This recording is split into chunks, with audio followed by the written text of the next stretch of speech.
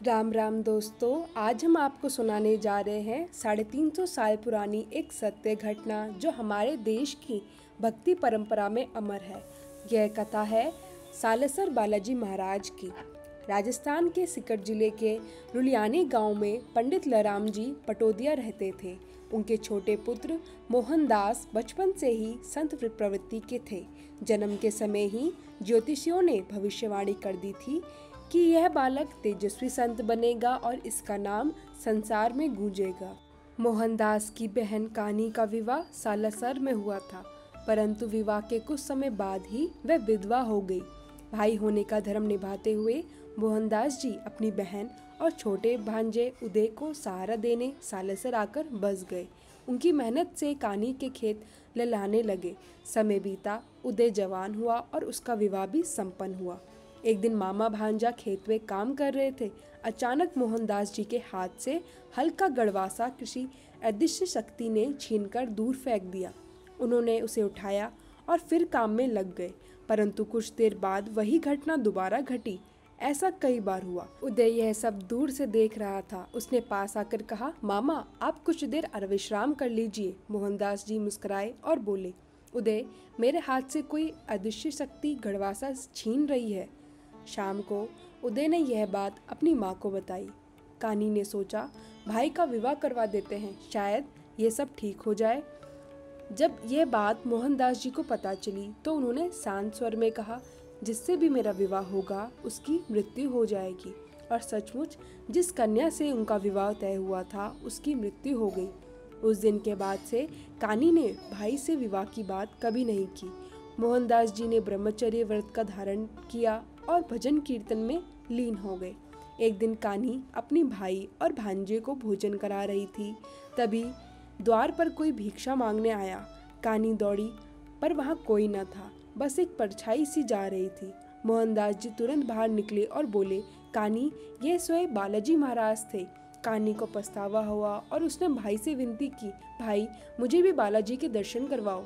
लगभग 2 माह बाद एक साधु द्वार पर आया और ऊंचे स्वर में बोला, जय श्री राम, जय श्री राम। कानी दौड़ी दौड़ी भाई के पास गई। मोहनदास जी जब बाहर आए तो देखा वह साधु वास्तव में स्वयं बालाजी महाराज थे। मोहनदास जी उनके चरणों में गिर पड़े और बोले, प्रभु देरी हो गई, देरी के लिए क्षमा करें। बालाजी मुस्कुराए और अपने दिव्य रूप में प्रकट होकर बोले, मोहनदास तुम्हारी निश्चल भक्ति से मैं अत्यंत प्रसन्न हूँ, तुम्हारी हर मनोकामना पूरी होगी। मोहनदास जी ने निवेदन किया, प्रभु मेरी बहन को दर्शन दीजिए, हमारे घर पधारिए। बालाजी सहमत हुए। मोहनदास जी उन्हें घर ले आए। भाई बहन ने प्रेम पूर्वक खीर और चूरमे का भोग लगाया। भक्त की निष्ठा और सेवा भाव से प्रसन्न होकर बालाजी ने आशीर्वाद दिया, जो भी सच्चे मन से मुझ पर श्रद्धा करेगा उसकी हर मनोकामना पूरी होगी और आज से मैं इस सालासर धाम में सदा निवास करूंगा। यह कहकर बालाजी अंत ध्यान हो गए। वर्षों बाद 1754 में एक किसान ब्रह्म मुहूर्त में खेत जोत रहा था। अचानक उसका हल किसी कठोर वस्तु से टकराया। खोदने पर उसे एक पत्थर की मूर्ति मिली। उसने ध्यान नहीं दिया, पर अचानक उसके पेट में असहनीय दर्द उठा और वह गिर पड़ा। उसकी पत्नी दौड़ी और मूर्ति के पास पहुंचकर आंचल से उसकी मिट्टी साफ की। क्षण भर में वह राम लक्ष्मण को कंधे पर लिए वीर हनुमान की दिव्य झांकी प्रकट हुई। किसान का दर्द दूर हो गया। यह एक अद्भुत चमत्कार था। यह खबर ठाकुर तक पहुंची। ठाकुर ने मूर्ति अपनी हवेली में रखी, परंतु उसी रात बालाजी ने उन्हें स्वप्नों में आदेश दिया, मुझे सालासर ले चलो।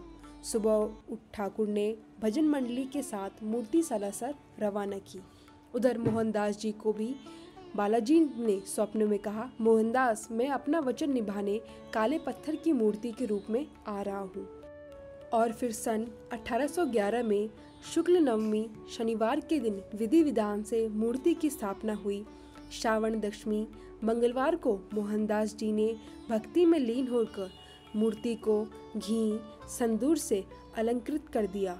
उसी क्षण मूर्ति का पूर्व स्वरूप अदृश्य हो गया और सामने प्रकट हुए मूंछों वाले तिलकधारी गदा पर्वत धारण किए आदित्य बालाजी महाराज। तब से लेके आज तक सालासर बालाजी अपनी भक्तों की सच्ची मनोकामनाएं पूर्ण करते आ रहे हैं। बोलिए सालासर के बालाजी महाराज की जय। जय जय श्री राम। राधे राधे श्याम।